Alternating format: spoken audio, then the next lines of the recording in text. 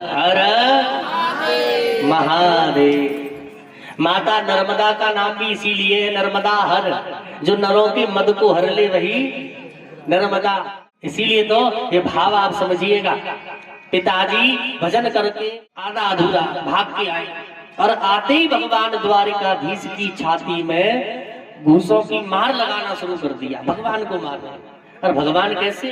पहले शांति से बात कर रहे हैं, जो हमारे शास्त्रों का नियम है। पहले कैसे बात की जाती है किसी से? प्रेम से, शास्त्रोक्त तरीके से, सहज भाव से।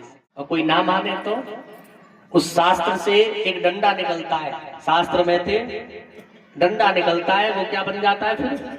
शस्त्र। बच्चों को समझाओ बेटा नहीं इधर नहीं जाना, ऐसे नहीं करना, और ना माने तो फिर मम्मी को आता गुस्सा, एक लगोना तो कोने में बैठो रहे 2 घंटा फिर ना हिले। फिर ये हो गया शस्त्र। इसका भाव क्या है? बात सीधे तरीके से ना बने। एक लड़के का नया नया विवाह हुआ, शादी के अगले ही दिन बाहर ले गया पत्नी को, जहाँ ड्यूटी करता था, अब वहीं रहने लगे। पहले ही दिन से बड़ा क्रोध करता था। पत्नी को कहे 7 बजे मेरा पानी गर्म हो जाना चाहिए वरना। पत्नी तो डर गई बेचारी, तो अपने घर को छोड़ के दूसरे घर में, और आदमी क्रोधी। तो बोली हाँ हाँ हाँ बिल्कुल 7 बजे, चिंता ना करिएगा। 8 बजे मेरा नाश्ता तैयार होना चाहिए वरना। बोले हो जाएगा। हर एक बात में वरना लगा लगा करके बोले। 6-7 दिन हो गए। वृद्ध माता जी रहती थी वहीं उसके फ्लैट के पास में। तो उन वृद्ध माता जी ने पूछा बेटा तेरी नई नई शादी हुई है, बड़ी दुखी मालूम पड़ती है, क्या बात है?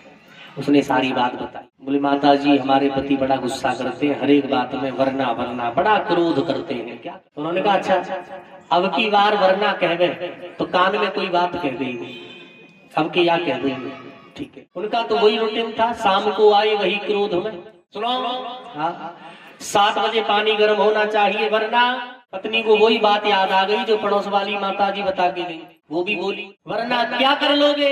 तो बोला ठंडे से ही नहा लूंगा।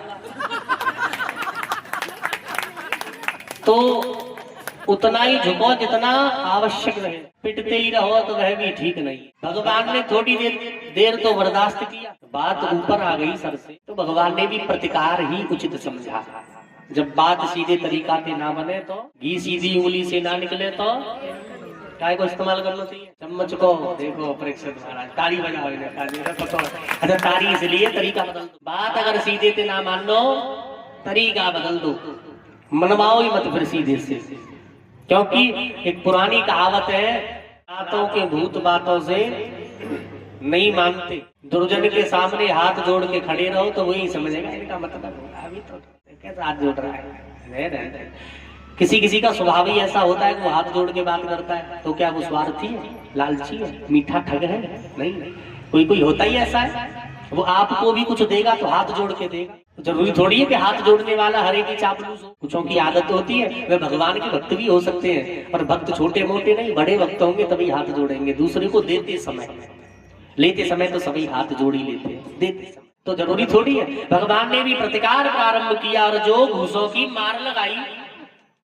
युद्ध चल रहा है दोनों के बीच। उस रीछ की जब हड्डियां चरचरा गई, बरबस भगवान के चरणों में गिर गया। प्रभु कहीं आप मेरे त्रेता के राम तो नहीं? भगवान बोले तुम कहीं जामवंत तो नहीं है? कौन थे? रीछ राज जामवंत जी महाराज। परीक्षित महाराज ने कहा गुरुदेव ये दोनों ही भक्त और भगवान, और भगवान और भक्त के बीच में लड़ाई क्या शोभनीय है? क्यों हुई? इसका क्या प्रभाव होगा? गुरुदेव भगवान कह रहे राजन ये बात त्रेता युग की है। भगवान ने जब लंका पर विजय प्राप्त की, सबको सब कुछ दिया। विभीषण को राज तिलक दे दिया, राजा बना दिया लंका का, और तो और सुग्रीव को किष्किंधा का राजा बनाया। सबको मान सम्मान दिया, जो जिसका हक था उसे दिया। अकेले रीछ राज जामवंत जी रह गए। भगवान ने कहा हे रीछ राज आपको कुछ नहीं चाहिए? बोले प्रभु मुझे तो आपकी शरणागति मिली, ये मेरा परम सौभाग्य है। एक चीज की आशा है मन में। क्या? बोले अभी युद्ध और होना चाहिए। क्या कहा? युद्ध अभी और होना चाहिए। भगवान ने कहा क्यों? बोले प्रभु अभी तो मेरी हड्डियों की खुजली तक नहीं मिटी, मन भरा नहीं। तो भगवान वाचा, भगवान ने कहा इस समय धरती के पर्दे पर कोई नहीं है जो तुम्हें परास्त कर सके, जबकि हनुमान जी बहुत बड़े बलशाली। बोले प्रभु तो फिर आप ही 2-2 हाथ कर लो, आनंद आ जाए। भगवान बोले इस समय तो मैं भी नहीं कर सकता, क्या भगवान से भी बड़े बलशाली? भगवान कह रहे हैं इस समय मैं मर्यादा में बंध करके आया हूँ, और मर्यादा ये कहती है कि अपने शरणागत को मारना कहीं का कोई अच्छा नियम नहीं है। और आप तो हमारे सखा हो, भगवान के साथ जो रहते हैं भगवान को मालिक मानते हैं, ईश्वर मानते हैं, लेकिन भगवान क्या मानते हैं? सखा। आप भी अपने छोटों को नौकर ना समझिए, अपने घर का हिस्सा समझिए। फिर देखिए वही नौकर कभी अगर ऐसा टाइम आता है, भगवान करे ना आवे, वह अपनी जान की बाजी लगा देते। तो भगवान अपने सभी जितने भी भगवान के अनुयायी हैं उन्हें क्या समझते हैं? सखा, सखा भाव में देखते हैं। इस समय मैं तुम पर हाथ नहीं उठा सकता, तो क्या मेरे मन की मन में ही रहेगी? बोले नहीं, ऐसा भी नहीं है, इस बार तो मर्यादा में बंध के आया हूँ, अगली बार जब मैं लीला पुरुषोत्तम बन के आऊंगा तब तुम्हारे साथ में द्वंद्व युद्ध। भगवान द्वापर में आए और रीछ राज जामवंत जी के मन की जो भावना थी उन्हें पूर्ण किया। बोलिए गोविंद भगवान की, श्री राधा रमण लाल की।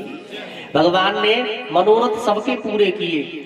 अब इस कथा का एक भाव और, भगवान से मांगे वही जो उनकी मर्जी है, और मांगो भी तो नारद जी का एक भाव विशेष है, वह है उन्होंने कहा था प्रभु जो तुम्हारी, आप भी कभी मांगो तो ये चीज जरूर लगाते हैं भगवान जिसमें मेरा हित हो वो दे। कभी कभार भगवान कोई चीज नहीं दे रहे, भगवान यदि कोई चीज नहीं दे रहे तो विचार करें।